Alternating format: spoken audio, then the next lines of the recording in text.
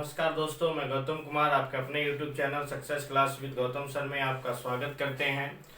तो अभी आप लोग के लिए मैं स्टैटिक्स टॉपिक पर वीडियो बना रहा हूं।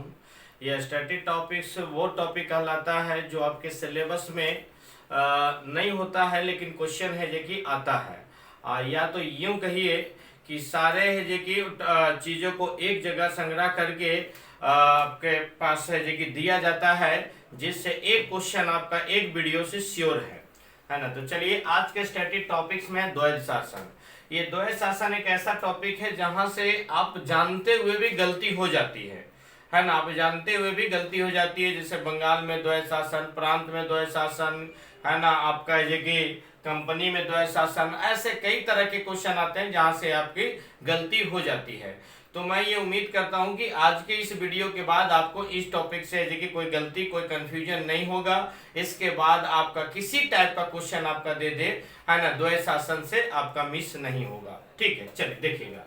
द्वैध शासन, द्वैध शासन मतलब होता है दोहरी शासन प्रणाली।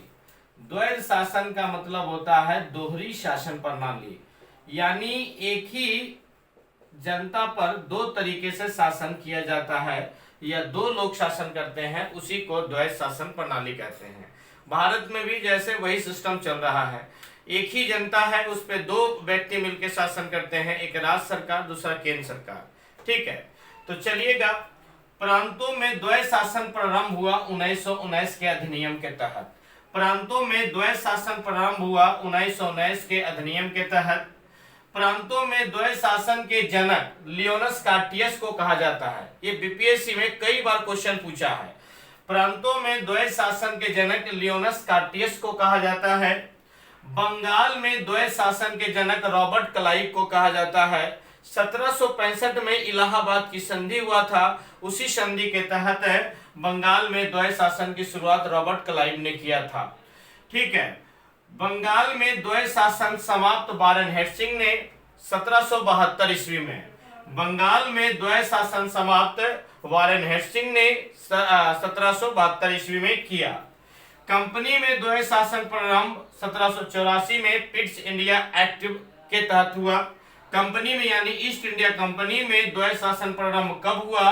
तो ये 1784 के पिट्स इंडिया एक्ट के तहत हुआ। ये भी बीपीएससी में कई टाइम पूछा है। फिर कंपनी में द्वैध शासन समाप्त कब हुआ? तो कंपनी में द्वैध शासन समाप्त हुआ है 1858 के अधिनियम। 1858 के अधिनियम के तहत जब कंपनी से साम्राज्य को छीन करके महारानी विक्टोरिया के पास चला गया, तब यहां से द्वैध शासन को समाप्त कर दिया गया। केंद्र के विधायिका में द्विसदन, है ना, द्विसदन होता है आपका, देखिए केंद्र की विधायिका में एक लोकसभा, एक राज्यसभा जिसे कहते हैं। ठीक है, तो वही करा। केंद्र के विधायिका में द्विसदन 1919 के अधिनियम के तहत, 1919 के अधिनियम के तहत, यानी 1919 में जो ये आपका मॉन्टेग्यू चेम्सफोर्ड सुधार आया था, उसी के तहत है कि द्विसदन का प्रावधान लाया गया था। प्रांतों की विधायिका में द्विसदन, प्रांतों की विधायिका में द्विसदन 1935 के भारत शासन अधिनियम के तहत आया था। 1935 के भारत शासन अधिनियम के तहत आया था। तो ये रहा द्वैध शासन से क्वेश्चन। आप लोग चाहें तो स्क्रीनशॉट ले ले, है ना। उम्मीद करते हैं कि अब आपसे द्वैध शासन से क्वेश्चन मिस नहीं करेगा। ठीक है, तो फिर मिलते हैं अगले वीडियो में। तब तक के लिए जय हिंद, जय भारत।